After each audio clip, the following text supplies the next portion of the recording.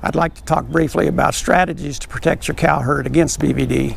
One of the things that many of us already do is vaccination, and it's vitally important to produce an active level of protection in that cow herd to help prevent the impact that BVD can have in the herd.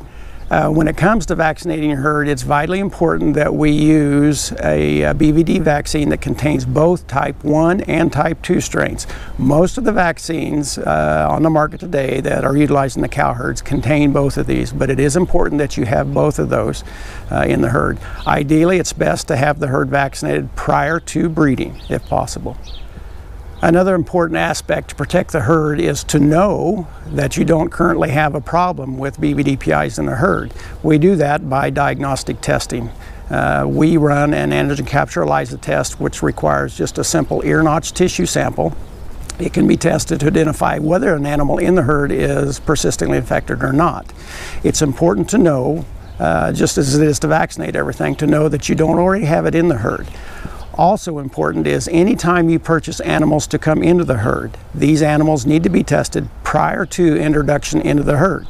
If that animal is a bred animal, you can test the cow or the heifer, but you don't have any idea about the fetus it may be carrying. So we need to test those calves in those purchased animals as soon as they're born as well.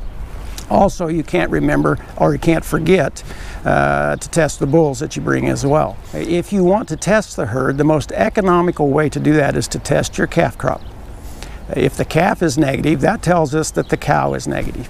So test all your calves. If they test negative, we know that the adult population of the females are negative as well. If you have a calf that is positive, then you have to go back and test the dam. So test all your calves. It's important to note that you also need to test any cow that didn't provide you with the calf as well, and the bulls. A very important aspect of BVD control in the herd. And biosecurity is plain and simple. You want to prevent the introduction of any organism or pathogen or disease process into your herd. Here we're talking about BVD. So the important thing is, once you know that you've tested and we don't have BVD in the herd, you're vaccinating that herd to prevent greater disease processes. We need to make sure that any new animal introduced to the herd is tested negative prior to introduction. That's the most important thing. It can be transmitted fence line contact, so you need to be aware that your neighbors and what kind of biosecurity they plan can affect your herd as well.